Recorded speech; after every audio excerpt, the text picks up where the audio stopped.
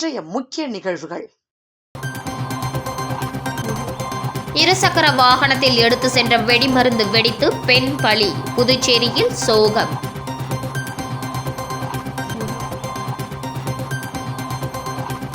பள்ளி மாணவிக்கு கூட்டு பாலியல் வன்கொடுமை, 3 சிறுவர்கள் உட்பட 4 பேர் கைது.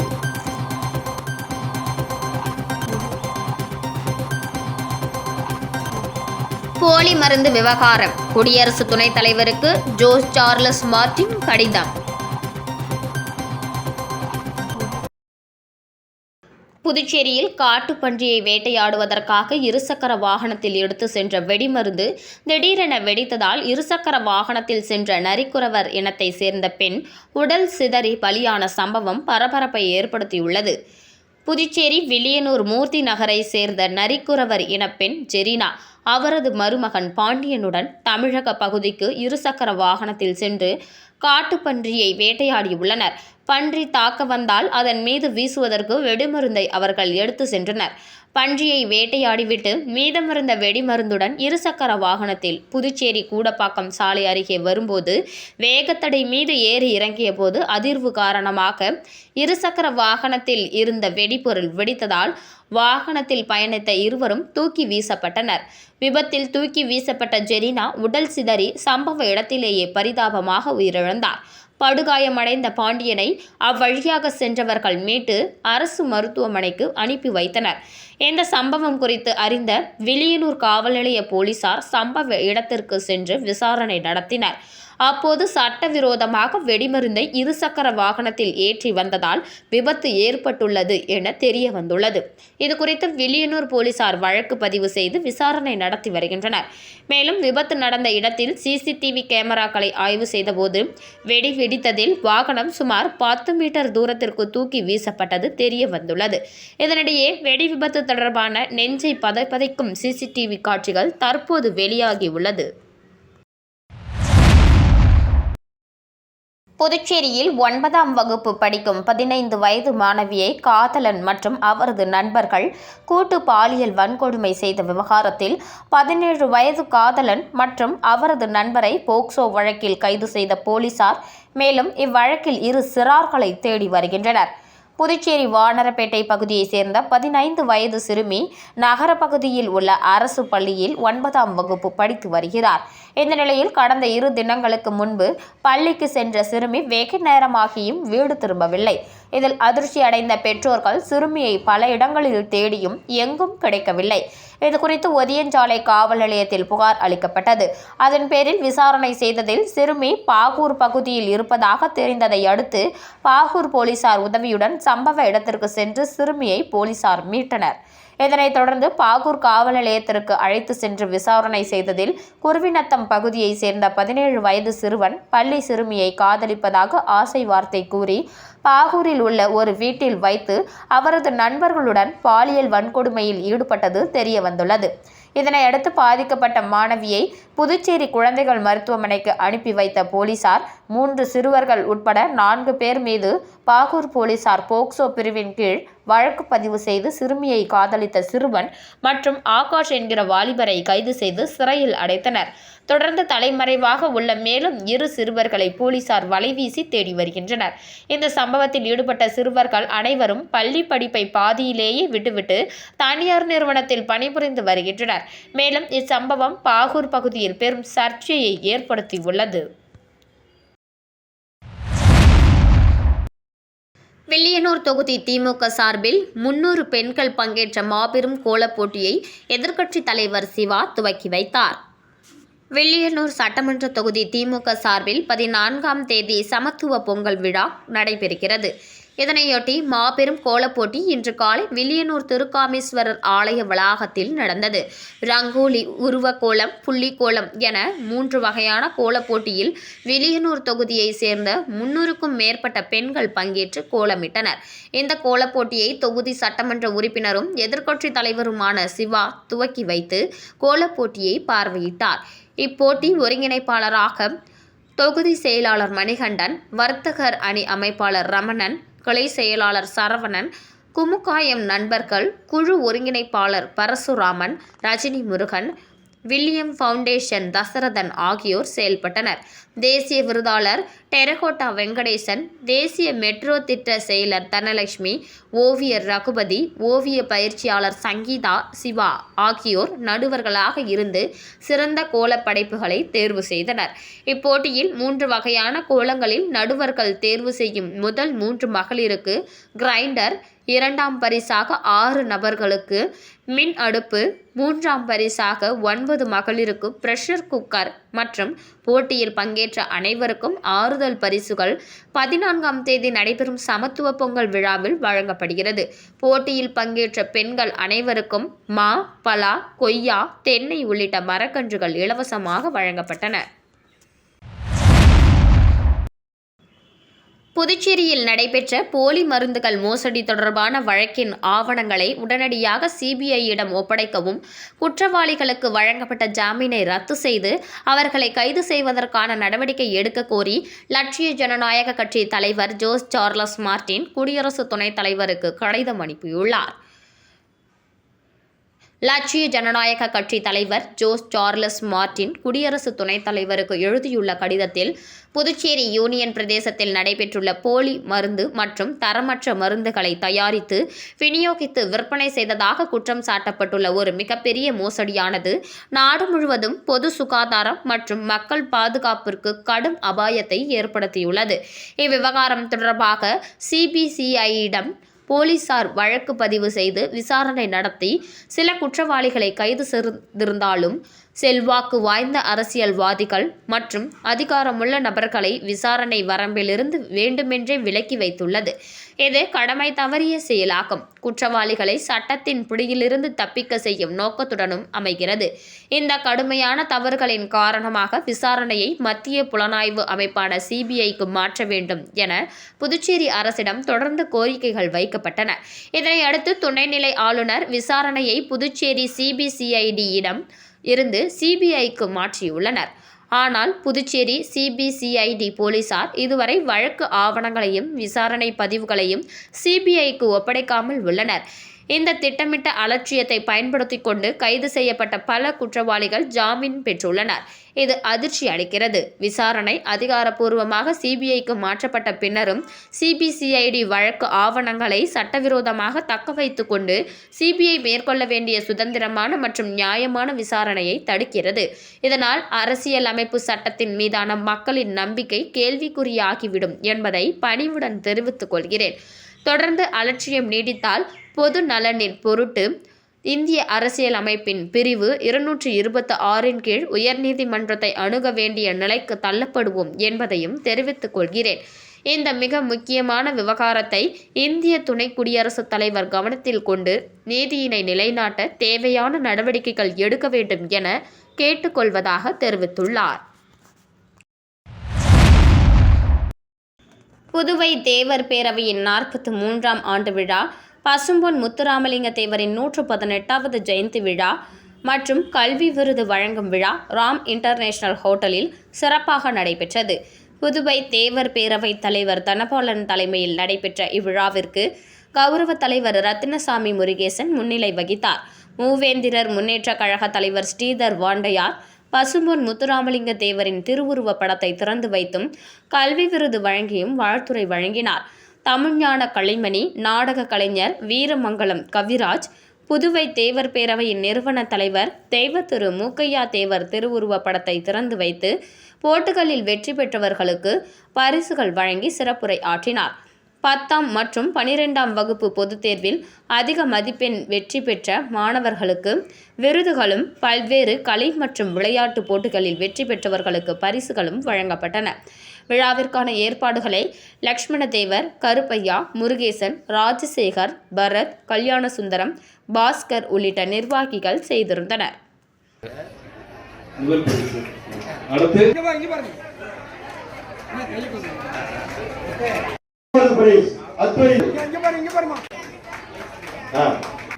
கர்ணிகா அடுத்து திருக்குறள் ஒப்பீடு 5 முதல் அபிநவ் சங்கர் 3 பேர் வந்திருங்க.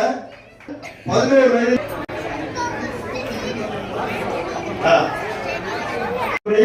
உதய சங்கர் இரண்டாவது பரிசு ருத்ரச்சந்திரன். மூன்றாவது பரிசு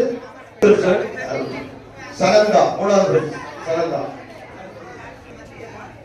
அடிஸ்குவார். அடுத்து சிலம்பம். அடுத்து கே.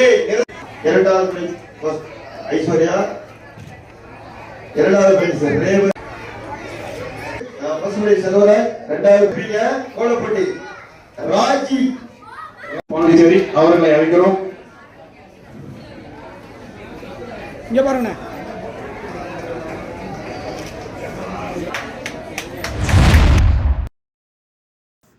தேசிய இளைஞர் தினத்தை முன்னிட்டு பாஜக இளைஞர் அணி சார்பில் நடைபெற்ற மினி மாரத்தான் போட்டி சட்டமன்ற உறுப்பினர் GNS ராஜசேகரன் துவக்கி வைத்து வெற்றி பெற்றவர்களுக்கு பரிசுகளை வழங்கினார். சுவாமி விவேகானந்தரின் பிறந்தநாள் தேசிய இளைஞர் தினமாக கொண்டாடப்பட்டு வருகிறது. இதனையொட்டி காரைக்கால் மாவட்டம் திருநள்ளாறு பகுதியில் நடைபெற்ற நிகழ்ச்சியில் பாஜக இளைஞரணி சார்பில் மினி மாரத்தான் போட்டி 14 வயதிற்குட்பட்ட ஆண்கள் பெண்கள், 17 வயதிற்குட்பட்ட ஆண்கள் பெண்கள், பொது பிரிவில் ஆண்கள் பெண்கள் என பல்வேறு பிரிவுகளில் மாரத்தான் போட்டி நடைபெற்றது. இதில் ஒவ்வொரு பிரிவுகளிலும் முதல் பரிசு பெற்றோருக்கு சுழல் கோப்பை மற்றும் ரூபாய் 5000 ரொக்கமாகவும், இரண்டாம் பரிசு பெற்றோருக்கு சுழல் கோப்பை மற்றும் 3000 ரொக்கமும், மூன்றாம் பரிசு பெற்றவருக்கு சுழல் கோப்பை மற்றும் 2000 ரூபாய் ரொக்கமும் வழங்கப்பட்டது. இது தவிர ஒவ்வொரு பிரிவுகளிலும் 20க்கும் மேற்பட்டோருக்கு ஆறுதல் பரிசும் வழங்கப்பட்டது. பரிசுகளை சட்டமன்ற உறுப்பினர் GNS ராஜசேகரன் வெற்றி பெற்றவர்களுக்கு வழங்கி வாழ்த்துக்களை தெரிவித்தார். மாரத்தான் போட்டிகளில் சிறியவர்கள் முதல் பெரியவர்கள் வரை ஏராளமானோர் ஆர்வமாக கலந்து கொண்டனர். மாரத்தான் போட்டியில் பங்கெடுத்து வெற்றி பெற்ற மாணவனின் தாயார் பேசும்போது, தொடர்ந்து மாணவர்களுக்கு ஊக்கமளிக்கும் வகையில் சட்டமன்ற உறுப்பினர் GNS ராஜசேகரன் செயல்பட்டு வருவதாகவும், இந்த நிகழ்வுகள் தொடர்ந்து நடைபெற வேண்டும் எனவும் அவர் கேட்டுக்கொண்டார்.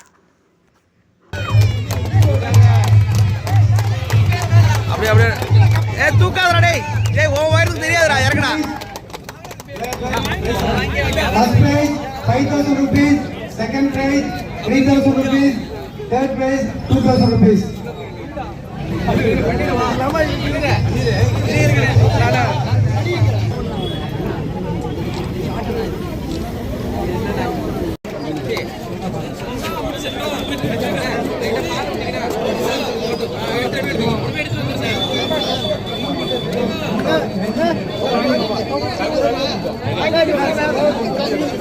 First prize 5,000 rupees, second prize 3,000 rupees, third prize 2,000 rupees.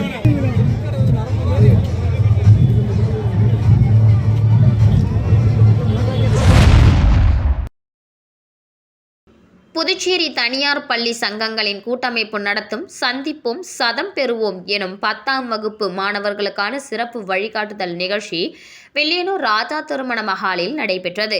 இதில் கூட்டமைப்பை சேர்ந்த 22 பள்ளிகளை சேர்ந்த 250க்கும் மேற்பட்ட மாணவ மாணவியர்கள் பங்கேற்று பயிற்சி பெற்றனர். விழாவினை கூட்டமைப்பின் தலைவர் டாக்டர் ரங்கநாதன், பொதுச் செயலாளர் டாக்டர் ராமசிவராஜன், பொருளாளர் சிவசுப்பிரமணியன், துணைத் தலைவர் டாக்டர் இளமதியழகன், முகம் ஒருங்கிணைப்பாளர் ராதாகிருஷ்ணன் ஆகியோர் குத்துவிளக்கு ஏற்றி துவக்கி வைத்தனர். இதில் சிறப்பு விருந்தினர்களாக காரைக்கால் சண்முக பள்ளியின் தாளாளரும் காரைக்கால் மாவட்ட கூட்டமைப்பு செயலாளரும் ஆகிய ஜனகசேகரன் உட்பட அனைத்து பள்ளி நிர்வாகிகளும் ஆசிரியர்களும் கலந்து கொண்டனர். நல்லாசிரியர் முனைவர் திருமுருகன் கணித பாடத்தையும், மோகனமுருகன் இயற்பியல் மற்றும் வேதியியல் பாடத்தினையும், ஏழுமலை தாவரவியல் விலங்கியல் பாடத்தினையும், கண்ணா கார்த்திகேயன் தமிழ் பாடத்தினையும், செந்தில்குமார் சமூக அறிவியல் பாடத்தினையும் நடத்தினார். இதில் கலந்து கொண்ட மாணவ மாணவிகளுக்கு நோட்டு புத்தகம், பேனா, மதிய உணவு வழங்கப்பட்டன. முகாமிற்கான ஏற்பாடுகளை ஒருங்கிணைப்பாளர் ராதாகிருஷ்ணன் செய்திருந்தார். தொடர்ந்து பாடம் எடுத்த ஆசிரியர் பெருந்தகைக்கு கல்வி சுடர் மற்றும் ஆசிரிய மாமணி விருதுகள் வழங்கி கௌரவிக்கப்பட்டது. அனைத்து பள்ளி நிர்வாகிகளும் கௌரவிக்கப்பட்டனர். மாணவர்களிடம் நிகழ்ச்சியின் மின்னூட்டம் கேட்கப்பட்டு தேசிய கீதத்துடன் முகாம் இனிதே நிறைவு பெற்றது.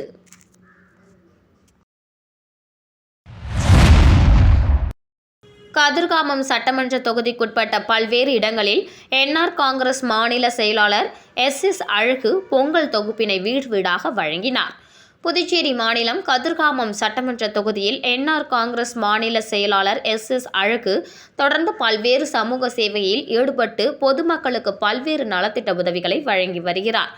அதன் ஒரு பகுதியாக நேற்று கதிர்காமம் சட்டமன்ற தொகுதிக்குட்பட்ட ராதாகிருஷ்ணன் நகர், தந்தை பெரியார் நகர், மீனாட்சிப்பேட்டை, சொக்கநாதன்பேட்டை, இந்திரா நகர் மற்றும் ரமணபுரம் ஆகிய பகுதியில் வசிக்கும் மக்களுக்கு, ஊர் பெரியவர்களுக்கும் என்ஆர் காங்கிரஸ் கட்சி நிர்வாகிகள், பொறுப்பாளர்கள், தொண்டர்கள் மற்றும் அழகு அறக்கட்டளை நண்பர்களுடன் இணைந்து அகில இந்திய என்ஆர் காங்கிரஸ் கட்சியின் மாநில செயலாளர் எஸ். அழகு என்கிற அழகானந்தம் தொடர்ந்து 3வது முறையாக வீடு வீடாக சென்று தைப்பொங்கல் பண்டிகை பரிசுகள் வழங்கி தனது வாழ்த்துக்களையும் தெரிவித்துக் கொண்டார். வேளாங்கண்ணி செல்லும் பக்தர்களுக்கு லட்சிய ஜனநாயக கட்சி சார்பில் அவசர கால தொகுப்பு பைகள் வழங்கப்பட்டன.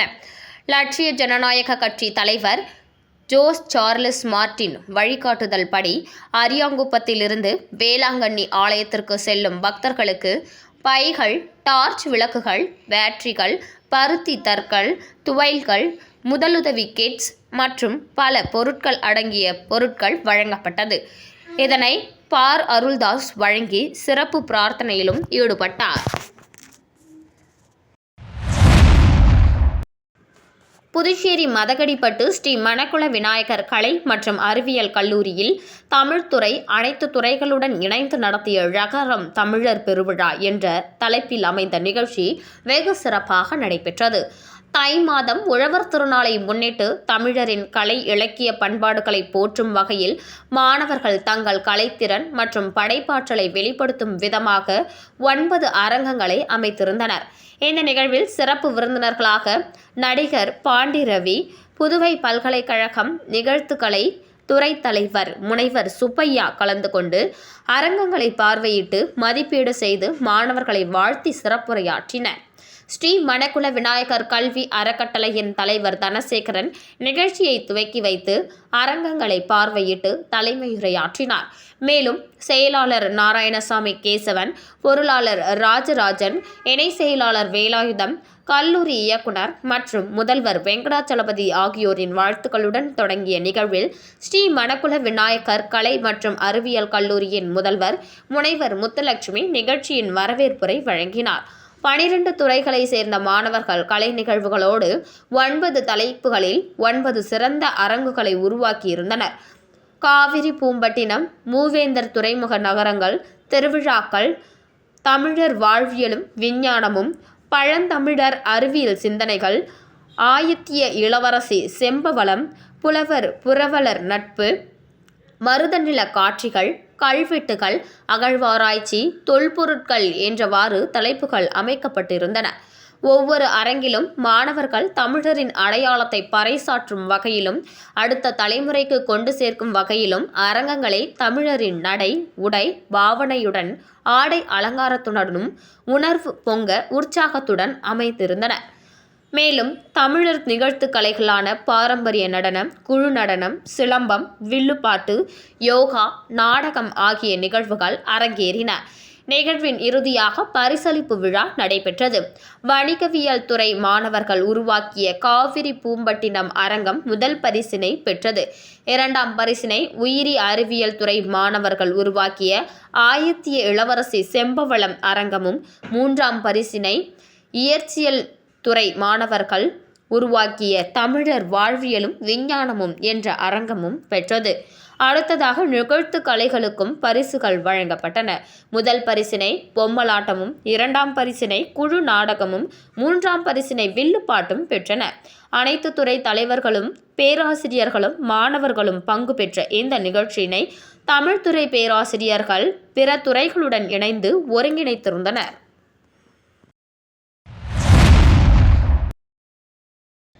தொழிலதிபரும் சமூக சேவகியுமான பத்மாவதி மணிகண்டன் திருமண நாளை முன்னிட்டு நலத்திட்ட உதவிகள் வழங்கப்பட்டன. கரும்புலிகள் ஆதித்யா அறக்கட்டளையின் நிறுவனரும் தொழிலதிபரும் சமூக சேவகியுமான பத்மாவதி மணிகண்டன் அவர்களின் திருமண நாளை முன்னிட்டு ஏழை எளிய மக்களுக்கு நலத்திட்ட உதவிகள் வழங்கப்பட்டன. சுமார் 300 ஏழை எளிய மக்களுக்கு சிக்கன் பிரியாணி வழங்கப்பட்டது. மேலும் கரும்புலிகள் ஆதித்யா அறக்கட்டளையின் மூலம் ஆட்டோ ஓட்டுநர் லோகநாதன் என்பவருக்கு நிரந்தர வாழ்வாதாரத்திற்காக ஆட்டோ வழங்கப்பட்டது. போதையிலிருந்து இளைஞர்களை மீட்டெடுக்கவும் போதையில்லா புதுச்சேரியை உருவாக்கிடவும் இளைஞர்களுக்கு விளையாட்டு உபகரணங்கள் வழங்கப்பட்டன. கரும்புலிகள் ஆதித்யா அறக்கட்டளை புதுச்சேரி மாநிலத்தில் ஏழை எளிய மக்களின் வாழ்வாதாரத்தை மேம்படுத்தவும் இளைஞர்களை நல்வழிப்படுத்தவும் பல்வேறு நலத்திட்டங்களை செயல்படுத்தி வருகிறது. அந்த வகையில் பத்மாவதி மணிகண்டன் அவர்களின் திருமண நாளை முன்னிட்டு நடைபெற்ற இந்த நலத்திட்ட உதவிகள் பலரது வாழ்க்கையிலும் ஒளியேற்றியுள்ளது.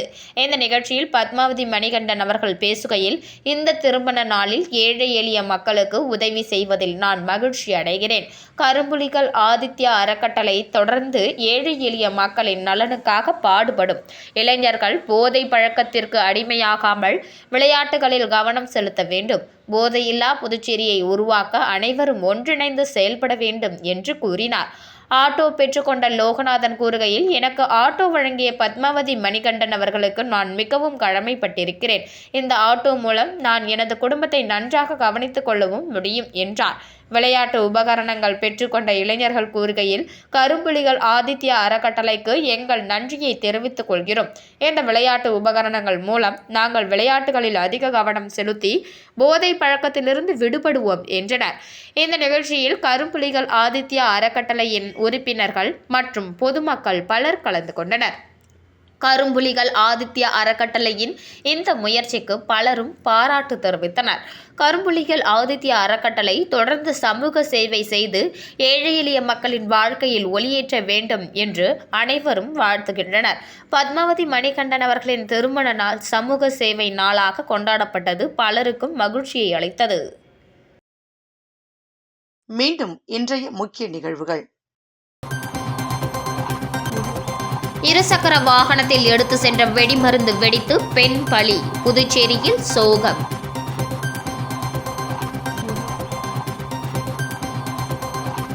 பள்ளி மாணவிக்கு கூட்டு பாலியல் வன்கொடுமை. 3 சிறுவர்கள் உட்பட 4 பேர் கைது.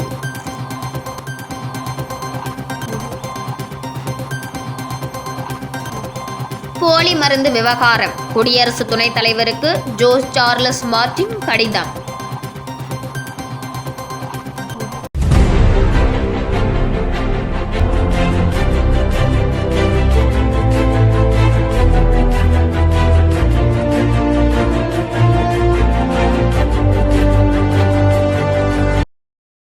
செய்திகளை உடனுக்குடன் தெரிந்து கொள்ள ஆஸ்கார் யூடியூப் சேனலை சப்ஸ்கிரைப் செய்யவும்.